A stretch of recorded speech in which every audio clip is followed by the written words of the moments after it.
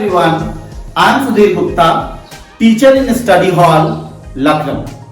Welcome to my channel School Jaisa. Support me with your like, share and subscribe. Thank you. Continuing with the same chapter, that is crop production part 4. So we were going through the flow chart. I was explaining the flow chart one by one. In my previous videos, I have explained most of the thing. Now we come on the next part, that is next point, that is harvesting, threshing and winnowing. Now first thing, what is harvesting? Then what is threshing and what is winnowing? Harvesting is cutting down the crops when it get matured in the field.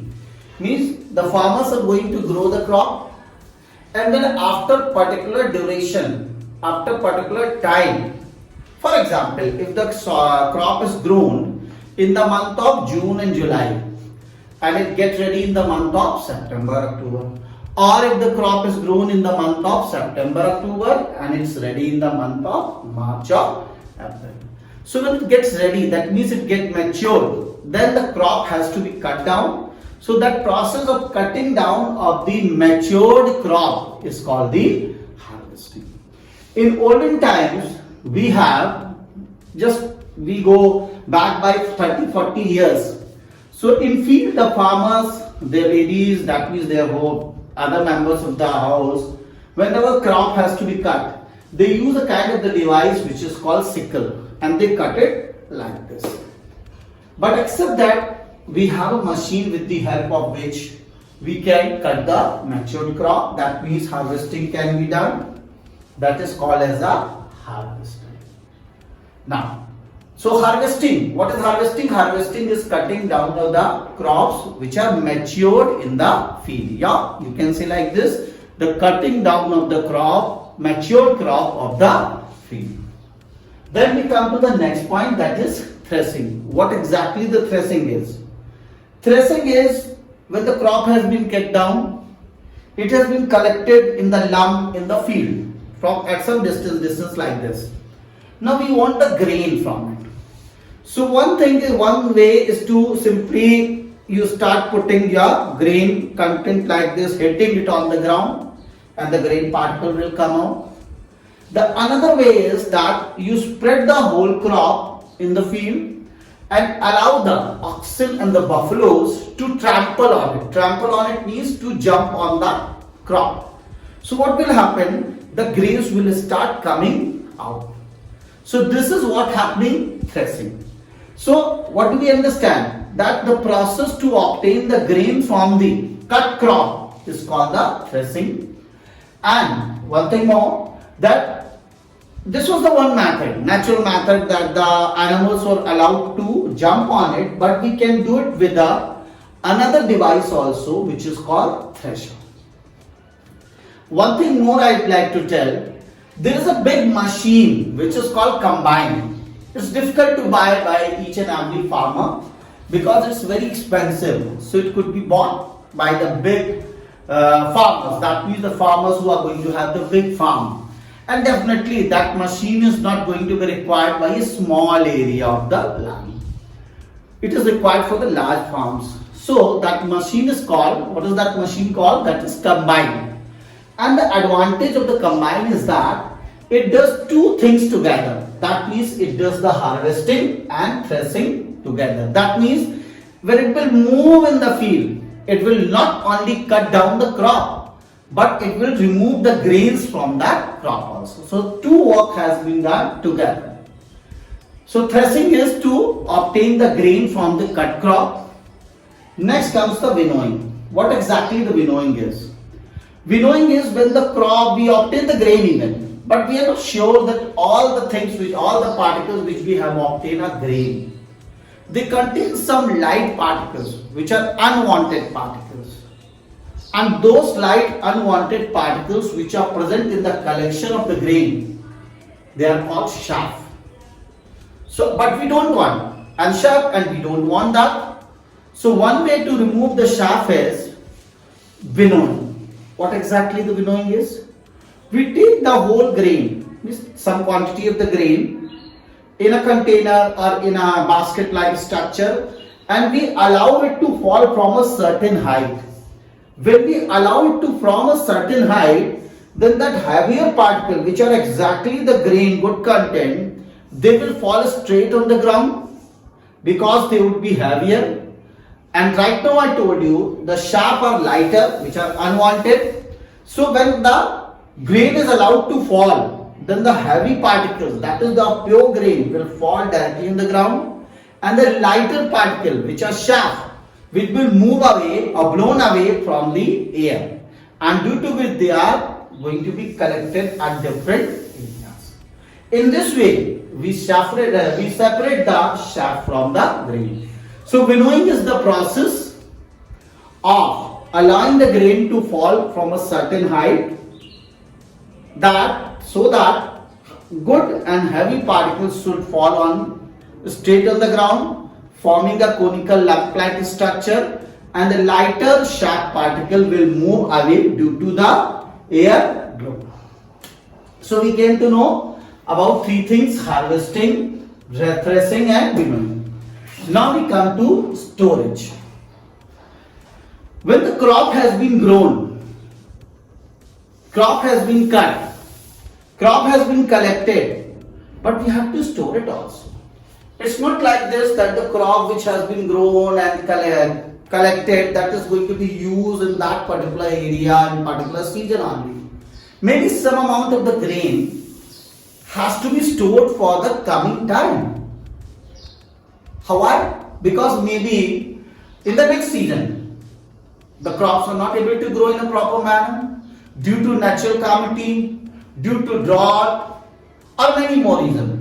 When the crop would not be available, then how the people will get? So we have to store the crop also. So if it happens that generally what happens, the crop which is grown in the field, out of that whole content, whole amount of the crop, some crop is always going to be stored for some emergency, you can say. So the thing is how the storage should be done. Firstly, the crop has to be dried. Why? Because crop is going to have the moisture in it. That moisture will allow the growth of microbes or microorganisms, and they will harm the crop.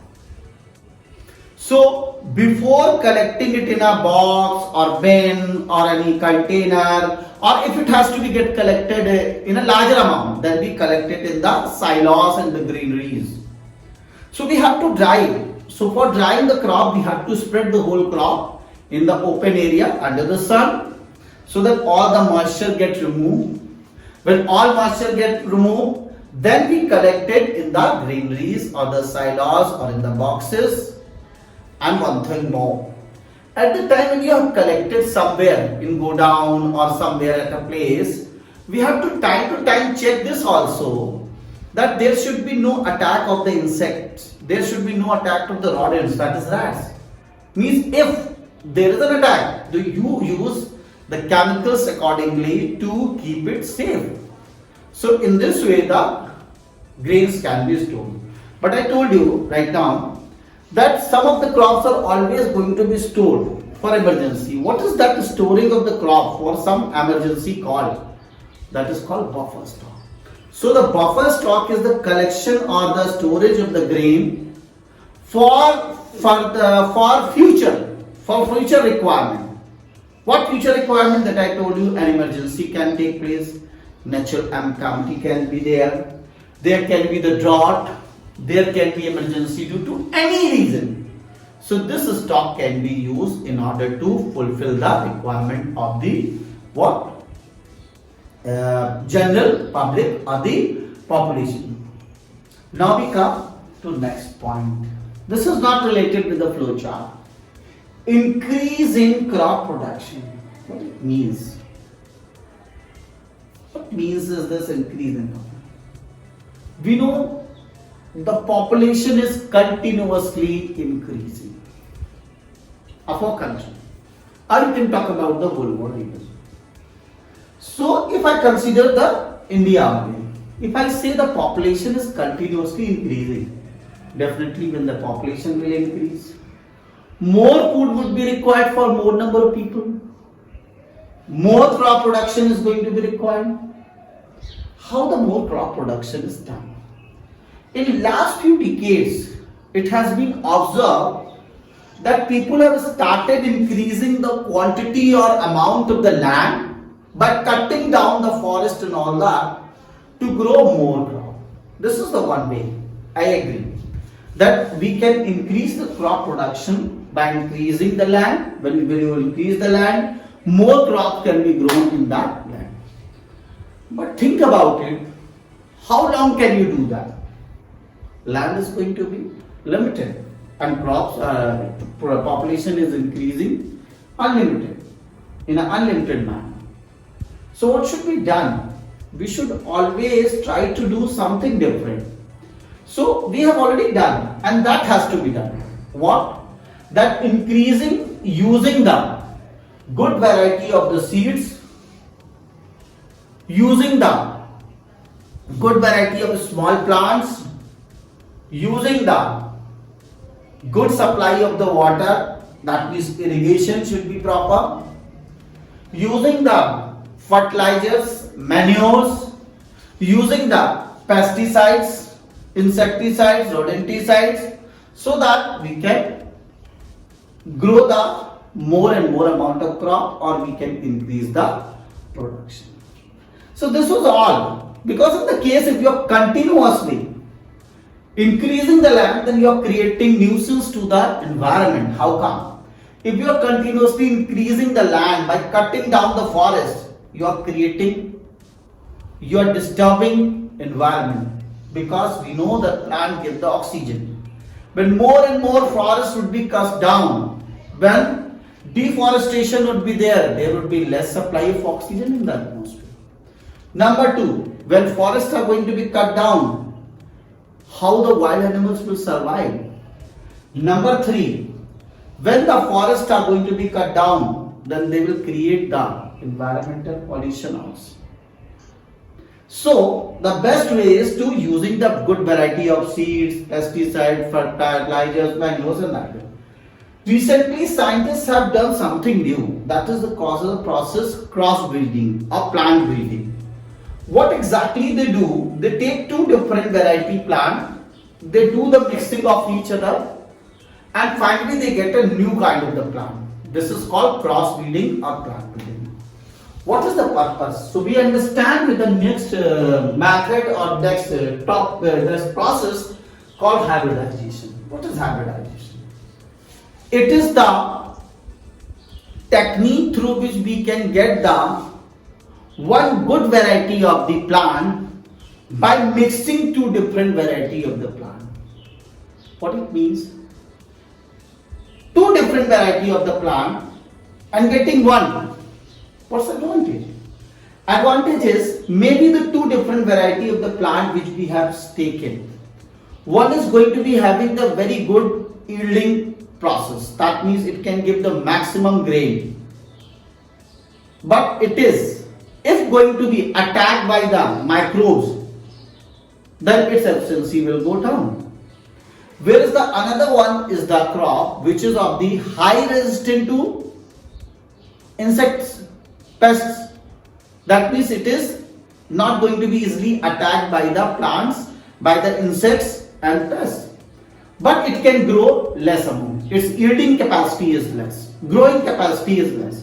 So when we are taking these two different types of plant and breed them, then we will get a kind of the plant which is going to be having that characteristics of both, that is high yielding growth, better growth, and resistant to chemical, resistant to insects, resistant to pests and resistant to rodents also. So this phenomena in which a new variety of the plant is grown by mixing the two different variety of the plant to get a better quality of plant is called hybridization.